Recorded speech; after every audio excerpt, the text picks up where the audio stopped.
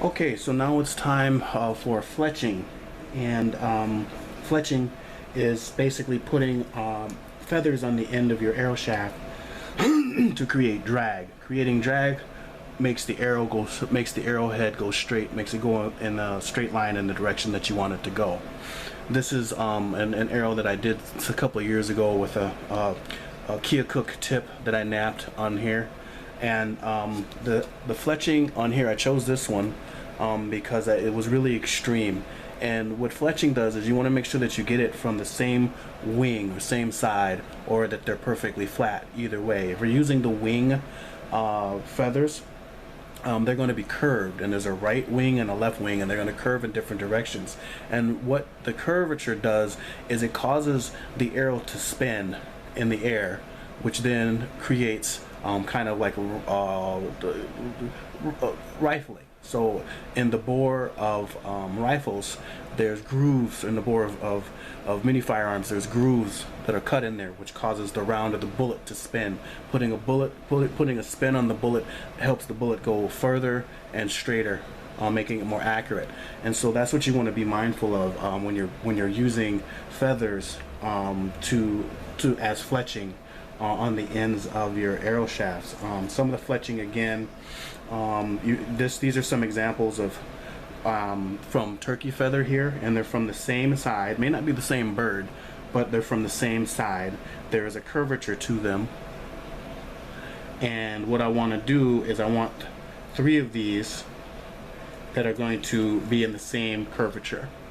All right, so that's very kind of an important point there. And what I have here is I have an old cutting board that I've used some years ago, and I was making a lot of arrows. And on here I have kind of mapped out the size that I like to use, with this this line here and this line here, and they correspond with about roughly how long I want my fletch.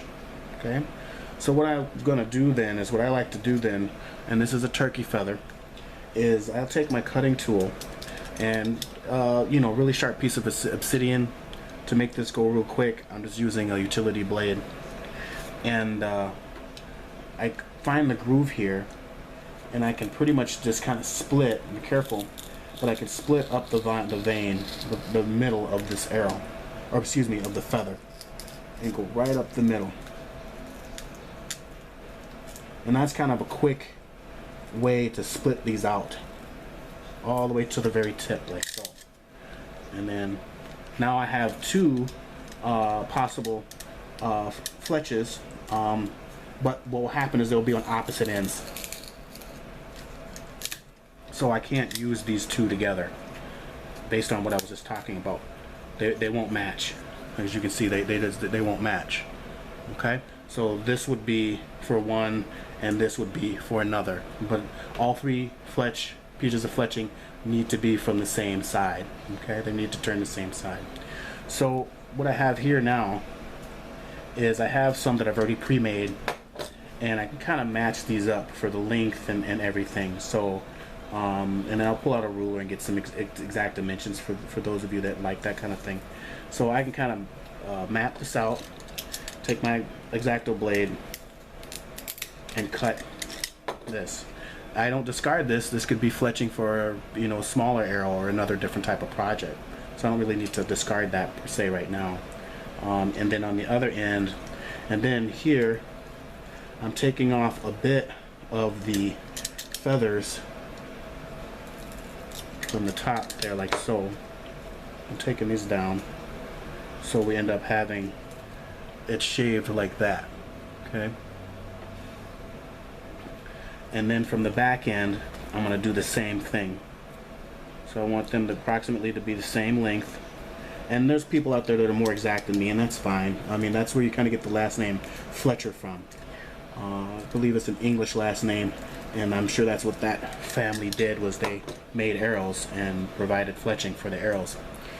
And so there's going to be very exacting about this, and there's nothing wrong with this. This is educational and for demos. I'm not trying to win any awards with these at all. So at any rate, we have the shaft here that we want to kind of shave down, and you can oftentimes do that with some sandpaper. So I had some here, or your blade. So oftentimes I can take a sandpaper and I can sand these down like so. Okay. One thing about this pithy part of the arrow, or the feather, you don't want to inhale that, so wear a mask. Do this in a ventilated area. It's not good for your lungs. It's not good for you. The pithy part is not good for you. So we can sand this down so that it's fairly flat, or we can take our X-Acto blade and kind of shape it the way that we need it. Get it the shape that we need it, so that it sits properly on the arrow shaft.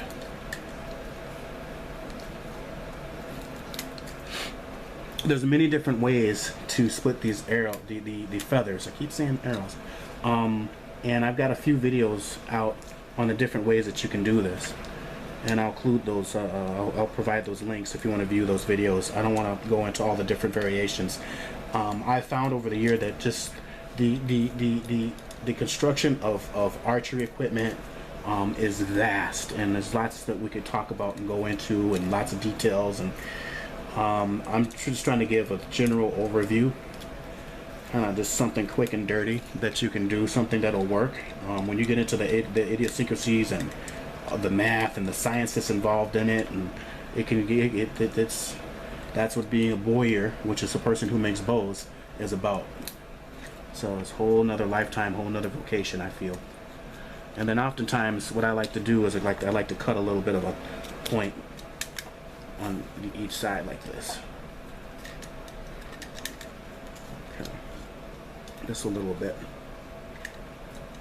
And I can shave off some of the pith here. Okay. Like that. So that's how I dress up my fletching, like that. Okay, so I'm gonna get you some dimensions for those of you that are interested in the exact sizes and things like that. Just pull out a ruler quickly. And so I'm having these be at approximately 6 inches long. Okay, so they're about 6 inches long. They don't have to be that long, or they could be longer. These are like 6 inches long. I'm giving an allowance from the top to where the feathers start at about 1/4 of an inch. So I'm about 1/4 of an inch in from here to where the feathers start. And then on the back end, that might be the same. I think it did the same. Yeah, and that's about 1/4 of an inch as well. So 1/4 of an inch, make it bald, 1/4 of an inch on each side, and then this fletching is 6 inches long, and that's kind of what I go for. All right, so what we want to do is we want to first take our fletching, and we want to take the end here, and we want to bend it down. We want to let it, put a 90 degree bend on it. Okay, so we want to just kind of get these prepared. Okay. We'll bend these down right at where they are, right there. Okay. That's what we want to do. Just want to put a bend in it. Feathers are remarkably light but tough. They're kind of durable. They're really interesting how birds have evolved. These feathers are amazing. That's what makes them fly. It's kind of cool stuff. But there we go. So we want to put bends in them like that. Alright. And then we want to take the arrow shaft. Now we're going to dress this one. And this is the end that I want here. And when we look at this, we want to make a triangle, an equilateral triangle. We want one, let me point this directly at the camera. We want one to be 90 degrees from one of the lips here. So we want one 90 degrees here, and then 30 degrees from that we want one, I'm going to use my scissors to point, we want one to sit here on this plane, and we want one 30 degrees from that plane. So if you think of an equilateral triangle, we want one arrow to, or excuse me, one fletch, one feather to lay parallel, or excuse me, perpendicular to this It's this side here. Then we want one to come off the bottom at about 30 degrees, and then another to come from the top at about 30 degrees. Okay, and the reason why is the one that's sticking out 90 degrees from this lip here is what we call our cock feather, and that's the one that's out away from the bow. So this is the back of the bow. So we don't want the feathers to rub onto the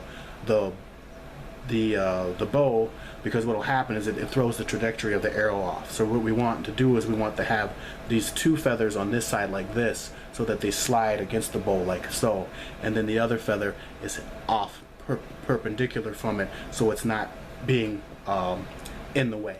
Okay. Oftentimes that's denoted by different colors. I could do a different color feather from like a different animal, for example, a different bird. But for this purpose, I'm going to go ahead and stick with all three of these here. All right, so they'll be the same. Okay. So what I'm going to do here is, what I do first is I go ahead and I make a just kind of a double overhand knot with our artificial sinew or cordage, double or triple overhand knot. And then what I want to do is I want these to lay approximately in the position and where, you know, enough for your fingers to go. So I would say about 1.5 inches away. All right, so they're not in the way, because you don't want to be rustling your arrows if you're hunting, or you're fletching if you're hunting. You're just making more noise than necessary, right? So what I can do then is I'm gonna just shimmy this up.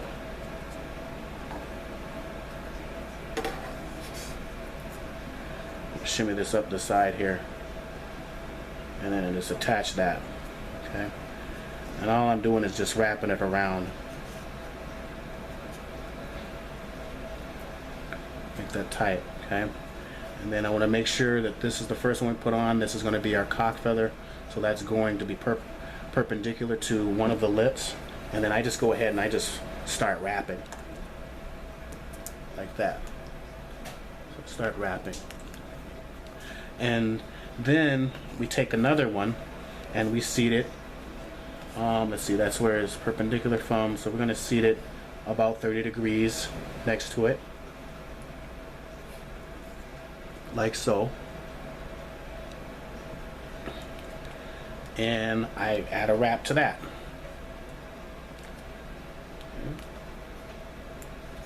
And then I go another 30 degrees and I add the last one. Seat it next to it where it bends.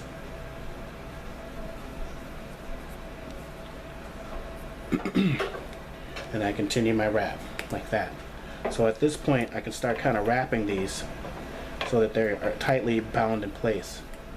And then I can start to lay these down, and I can see how these are going to lay out onto the shaft. And if I need to make any adjustments, then this is the time to do it before we completely tie these down or secure these down. All right, so this is one method of doing this. There's lots of ways to do it, and this is one method I like to do. All right, and then this is far enough away to where my fingers won't disturb the fletching and make too much noise. Okay, and so then what we want to do is we start to get into the feather part. What you want to start to do is you can take this and you start to pop it in between the fibers of the feathers. And as you wrap this, you want to lay these down in there. Sometimes you have to split them a little bit, like so. And that's what will help lay the feathers down onto the shaft. Okay? Just pop these in there like so. Hopefully you see what I'm doing here, like that. And once you've done it a few times, it'll sit and won't go away, and you can make adjustments as you need. Okay, and you can fill out your feathers a little bit and make further adjustments and things before you make it completely tight. Okay, and still pull this down. Sometimes you have to move the feather over a little bit to make sure it doesn't move out of place.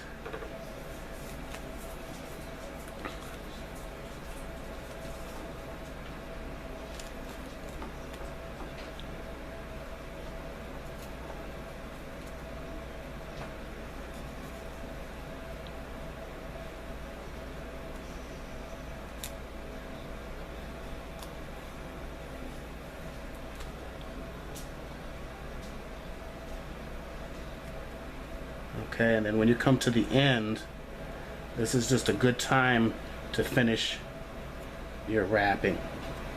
And I like to go kind of to the end a little bit, and then I like to put in a lot of wrap at the end. This will help the arrow from splitting. If the bowstring is really strong, your bow is really powerful, and that's how everything lashes down. And then all I do is I put a couple of half hitches in there, a little bit of glue, a little bit of pine pitch, and then everything is stuck on here. Okay, so this is essentially quick and dirty way of how you attach the fletching, and there's still some adjustments that can be made a little bit as you see this here. Okay, so here we go. Here's what we have for the most part, and you see how all the feathers are going in the right direction. As if I can get this just right, jeepers creepers. You kind of see how they all spin, right? So I get this in the camera. They all should go. Okay, I've got these on here, and you can see how these all go in the right direction.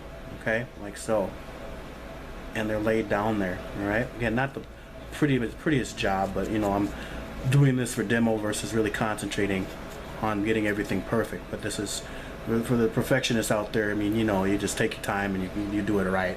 But this is just to give you an idea of how it's done. Now what I like to do oftentimes is I like to finish off the top part of here, and I'm going to do some whipping on here so that this wraps and looks really nicely. And then, like I said, then we can trim the feathers. However, some people like to trim the feathers so that they're coming at a perfect V. Some people like to keep them square and straight. Some people like to do little cool, fancy things to it. I'm just going to trim these a little bit. But again, fletching is just for creating drag, which makes the arrow go straight.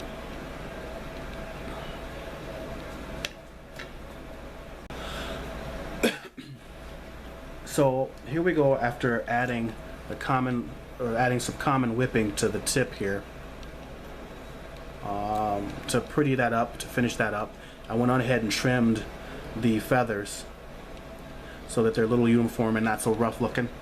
I didn't have to do that, and so this is what we have, and this should spin and fly just nicely. So that's pretty much one method of attaching fletching to an arrow shaft.